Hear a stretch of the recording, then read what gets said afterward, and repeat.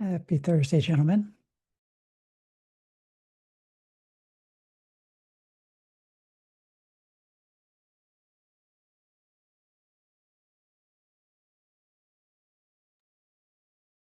Jeff, I keep meaning to check, did the refers API get tweaked over on Docker Hub after my comment? I think so. Cool. Thank you for I that. know the change got put in. I gotta be honest, I didn't. I'm pretty sure it got picked up and rolled out though. Okay. Yeah, I haven't had a chance to test it, so I'll have to give that a look at some point. I'm just looking forward to not having all the fallback tags showing up in my repo. That'll be a nice improvement.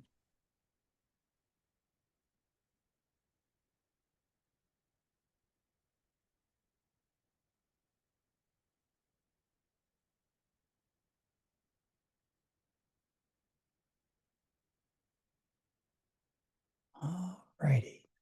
Get my windows all sorted out here.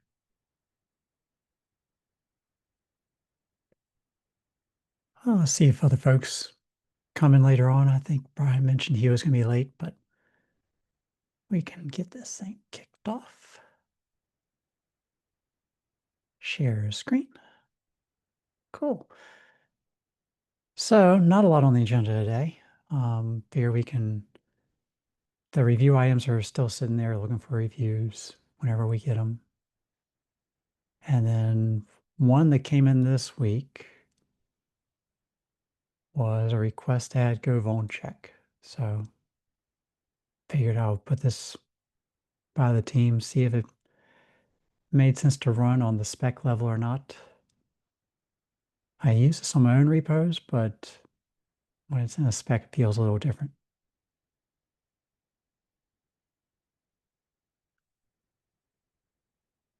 And I'm always paranoid trying to look through here, see if there's some kind of random thing that might be a potential concern. I didn't see anything specifically in there, but never know.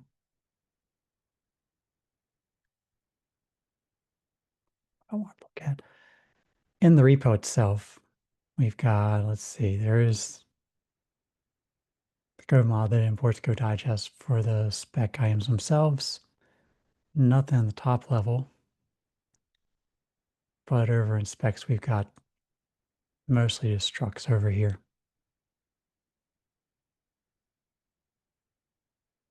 So I'm not sure which vulnerabilities they are worried about it having, or if they're just going around adding it to every repo they can find.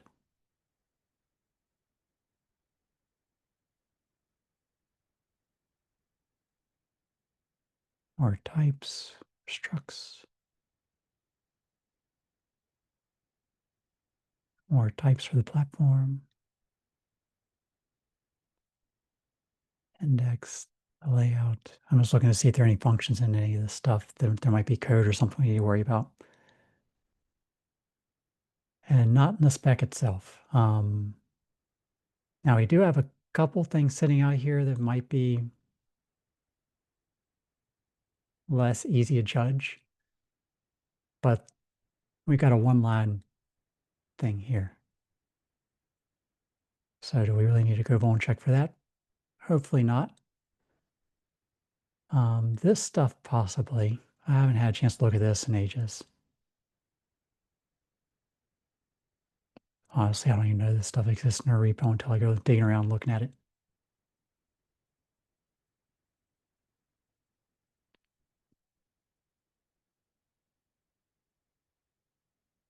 Whole lot of silence from the team. No thoughts, anybody? Because I was too busy writing my thoughts down instead of saying them Okay. so that they can live forever on the PR itself. Okay. I appreciate that.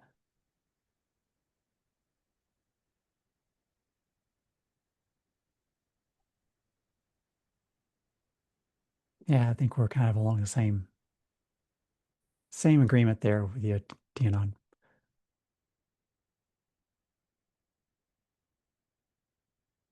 The schema definitely we got a lot of stuff in there, but if anyone uses it, great. I don't know how much other than we do have some back references in the spec to test the spec itself, but not that big of a deal. I think the closest we can find in here is some of the chain ID code. And like I say, I didn't even know we had this in here. Yeah, and GoVulnCheck isn't going to catch vulnerabilities in the chain ID code. It would catch vulnerabilities in Go Digest, which if there's a vulnerability in Go Digest, it should be bumped in the dependent projects, not in ours. Yeah. We're specifying our required version of Go Digest, like the version that our code requires, not the version that users should be using. So you're getting it if a user required a newer version. Yeah. Or a user might have a legitimate reason for using an older version and it's functionally correct, even if it has vulnerable code. And as a library, it's our job to be functionally correct, not to babysit everyone's security posture. You don't want to babysit everybody's security posture. Oh, I thought that was Deanna's part-time job, was babysitting. You knew that was going to get a comment somewhere. Man, my full-time job is babysitting. Can't take a part-time job on the side.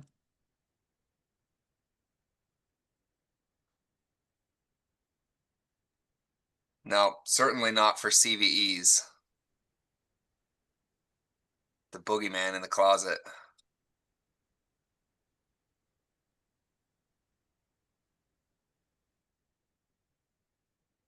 Yeah, this is really the first time I've really looked through the whole chain ID code here.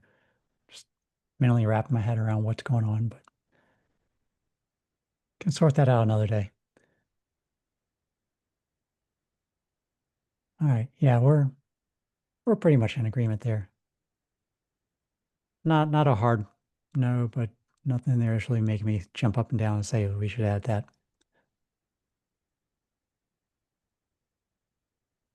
All right. So the only other thing I threw on the agenda was to chat about what's going on with all my conformance code that I've been chugging along with. So I've started filling in more and more tests in there. And so as you can see here, testing the SHA-256 blobs, go through test SHA-512 blobs, and I'd send multiple different kinds of blobs in there. I've got multiple APIs I'm testing, whether it's a post plus the put, a streaming blob push, the chunked with a single chunk in there, the chunk with multiple chunks, and then test different kinds of blobs, the empty blob, the empty JSON blob, see if anything breaks with those. Push a regular image. I push down here an index as well. So getting this further and farther along, pretty close to the happy path. And as I come down below and kind of show some of the stuff that's in there, I have not yet added the test for blob mounts or anonymous blob mounts yet. Let's see, the get of a blob range, I need to add that test in there. And then the refers stuff in there with the subject and the refers API, I haven't added those tests yet. So it's coming along, making some decent progress here. And the output of all of that when it shows up, let me get this screen back up, refresh this so I've got a decent output here. It's deeply nested. Up top, I don't know if we want to try to rework this, make it a little prettier. The version should show if I compile it. I've just been using Go Run right now, so it doesn't have the git commits from that. Each one of these, you can pull the output up, see the actual request response to each one of those, and when it's going through doing the authentication, that adds to it. And then as it goes through each one of these, you can drill into any one of those and see what's going on. I gave a test on the distribution project. I think it threw one or two errors. I think it was deleting tags, and they didn't have that in the old version distribution. I think the new version didn't have that issue. And pushing blobs with the post only didn't work over there because they explicitly declined to implement that. And that's part of the spec where you can do that. So I need to go through and sort out some of those edge cases where something can say, we're not implementing this, and the conformance test needs to find a way to say that it's not implemented, but it's following the spec in the way that it's not implemented. So a few of those are working through the process. Oh, I gotta check that. I haven't done that, Dinon. I'll give that a shot next time I try it. And let's see. Yeah, otherwise, any questions on where this is at, what's going on? This is all pushed up to my fork under the conformance 2 branch, if anybody's looking for it.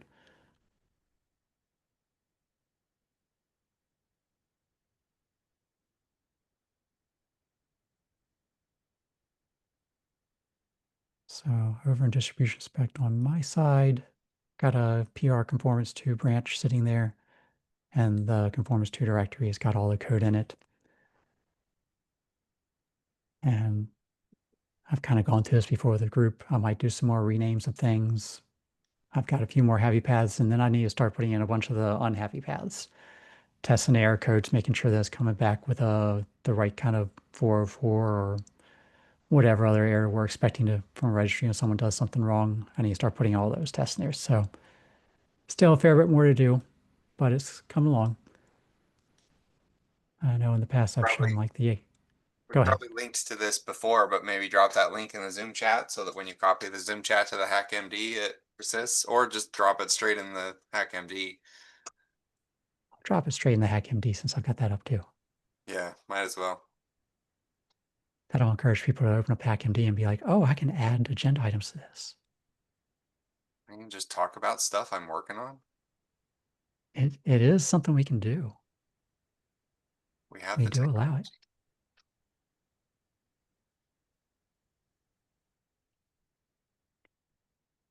it. Let's see. Yeah, like the post only, when you implement that, you're allowed to say that it's got to create a status out there, but you're also allowed to say, nope, it's not supported over here. You've got to actually go through the post followed by the put request in there. And so depending on these, different responses are allowed back from certain registries, and I haven't implemented all that code yet. So getting there little by little.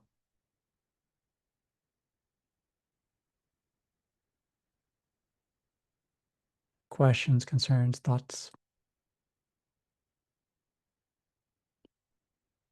I do actually have tests in there though to make sure that it's got, let's see where I put it, multiple digest tests with the blob algorithm. So when I do the blob push, blob pull, whatnot with the SHA-256 versus SHA-512, that's in there right now. And this was kind of the reason to do a lot of the rewrite was that I can now go through and just start adding more algorithms to this code, more types of data to this code, and it runs it through all the push, pull, delete tests for everything, and I don't have to rewrite those for each kind of data type we create. Similar when I'm doing some of the blob APIs down here. The empty blob, I'm not sure if we really want to make this a hard requirement, but I'll throw it in there. It's just a blob with absolutely nothing in there. The JSON empty blob where it's just the 2 brackets, I and think then go ahead. doesn't distribution bulk at the empty blob? Quite possibly. I gotta double check I'm and pretty keep my sure eye out. Docker Hub does, unless Jeff's made a change recently. Oh, Jeff's gone. He ran, he saw this, he was like, oh no. Yeah, he was like, "Oh gosh, empty blobs. I gotta drop." He saw conformance, and he was just like, oh heck no, I'm out. Oh jeez, these guys again. Yeah, and then he saw this in the other output, but the different kinds of APIs.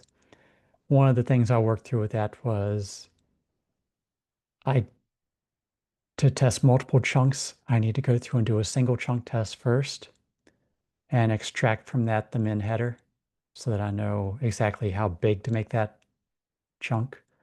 And then when I go through and do the multi-chunk, I make it 3 times, slightly smaller than 3 times the size of whatever my chunk is, make one larger or around that size and then push it through. So it's sorted in there so that I make sure that I actually get 3 chunks I think we've seen in the past 2 chunks worked, but 3 chunks didn't, or 1 chunk worked, but multiple chunks didn't. So making sure that I test more scenarios like that. And again, this is being run per algorithm. And so I can throw another algorithm at this thing and it just runs all the tests against it. I don't have to rewrite all the tests for each algorithm.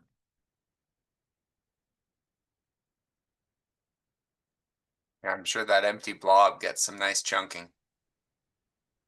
So these two, the test blobs up here where I'm doing it, these are my data tests. And so I run through those after I do all the API tests. I just say any API I can get to work, see if I can push this data up to the registry. And so this actually cycles through all the different APIs. You might fail one and pass another. So it could be that the empty API is only supported on 1 out of the 4 possible ways to send it. And this doesn't care. It just says, hey, it passed somehow. I think it'll still throw an error if you miss the first ones it tries, but all this stuff, the errors all get joined together. So I'd run everything, join a whole list of errors, and then send them up as a whole batch. So you can fail one thing, it doesn't fail the test immediately. It keeps gathering more data.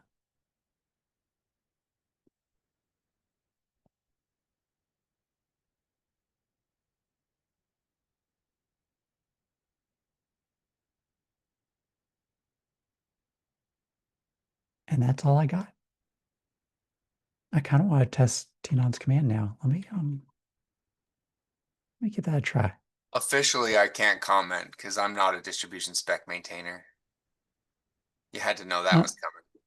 Unofficially, you can comment on everything. I enjoy your comments. Unofficially, I think this is great. I love that it's all a lot more dry than the previous tests are. Like, obviously, I haven't tried writing some of these tests, so I'm not sure how ergonomic it is to write, but reading it, it looks straightforward and reasonable. Hey, I did get a commit out there. Yay. Now I gotta see why that line didn't propagate, but that's another thing to check. Magic. Yeah, I'm debating, do I want to try to make it so you can start collapsing these whole sections so you don't have to dig through the whole output and make it a little bit easier to look through. All this stuff does the funky mouse overlay is trying to do a link to that. I don't think we've got any of that really support, so I gotta check some of that, but that's more UI stuff. A lot of the UI is copied from the original UI, and just the biggest difference was I made this stuff deeply nested. So it can be indefinitely as many layers as nesting as I need to get for this whole path in there. In the past, I think it was a hard requirement that everything was 3.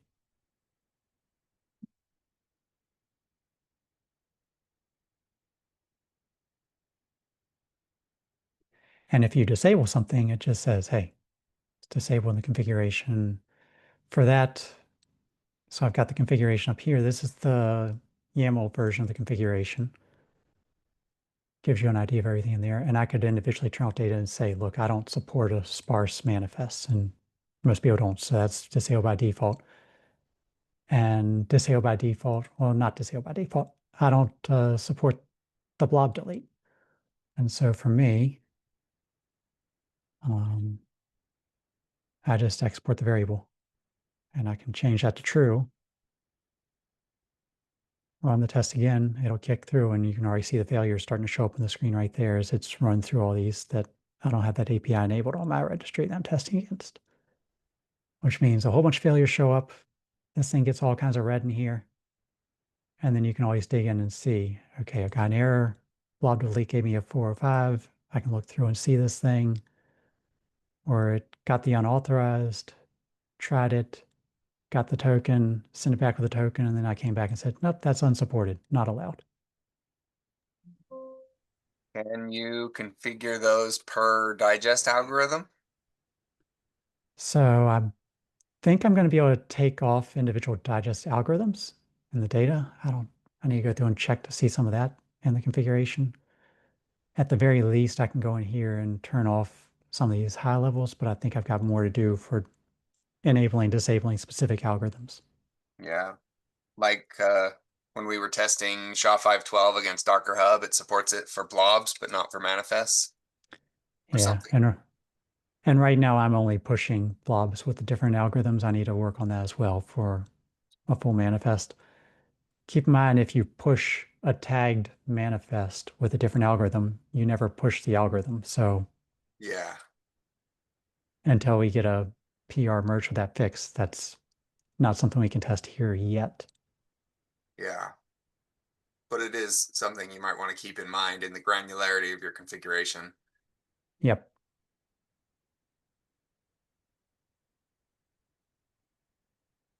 Because I'm sure that, like, not to pick on anybody, but ECR is probably going to have some interesting requirements for configuring the test suite. You want to run this against ECR. Yeah.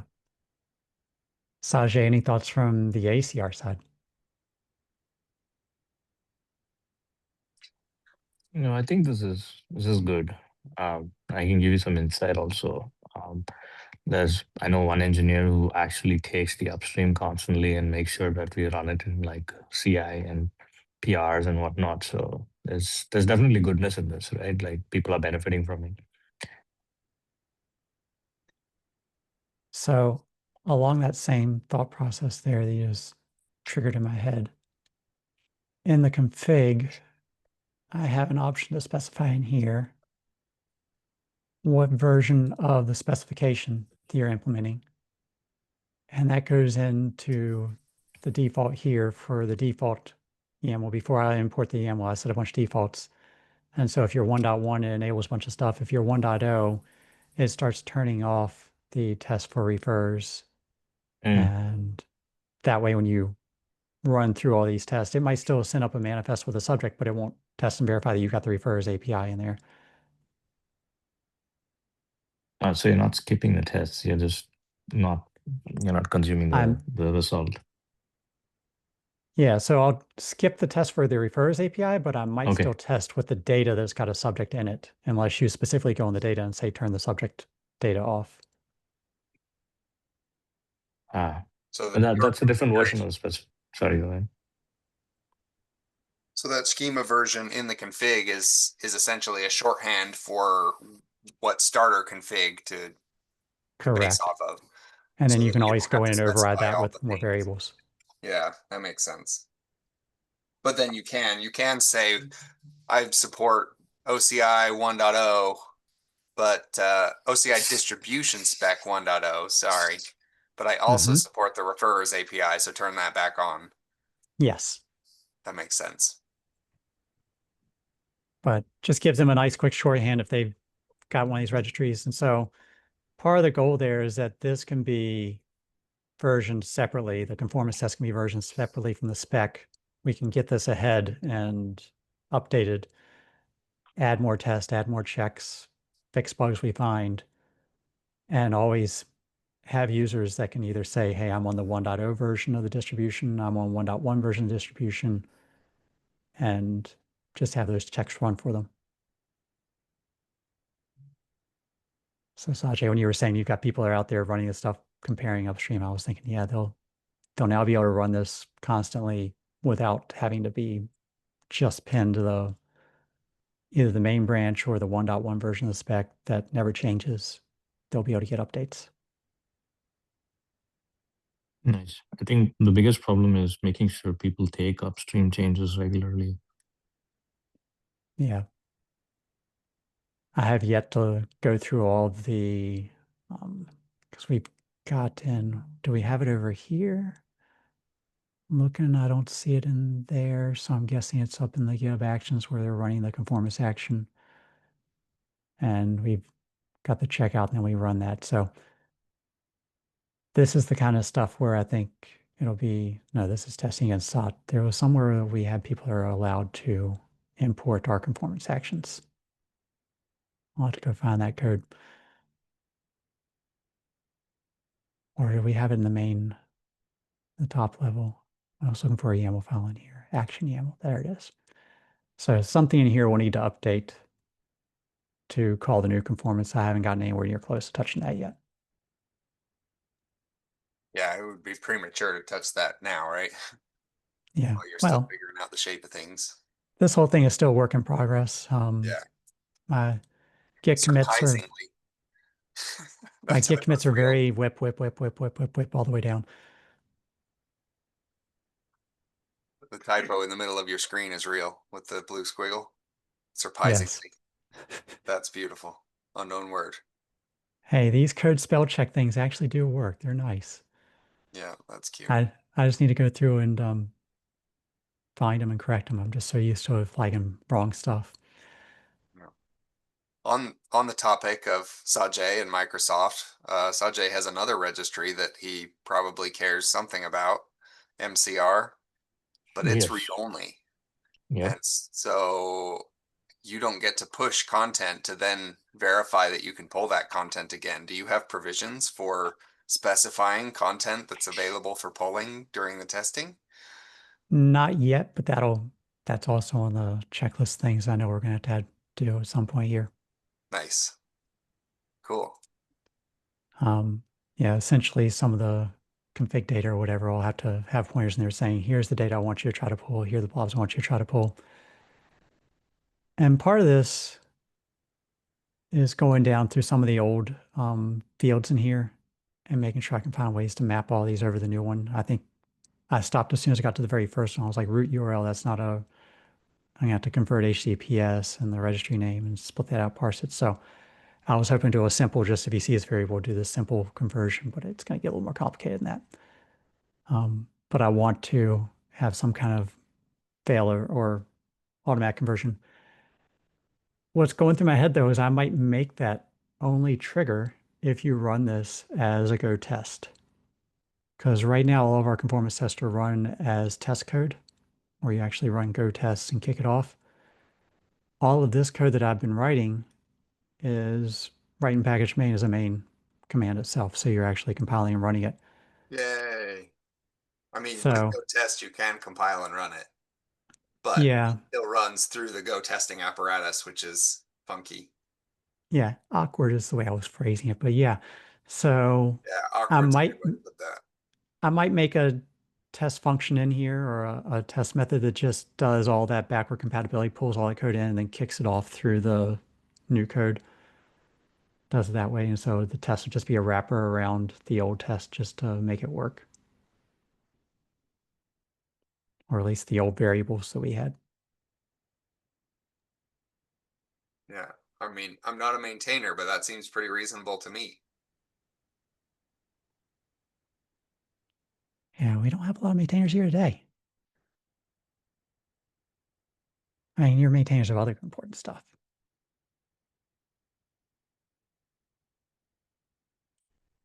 And so far, Tinan, on the comment of getting you to be a maintainer on distribution spec, absolute crickets over there. I might try to make a little bit more noise, see if I can wake some folks up.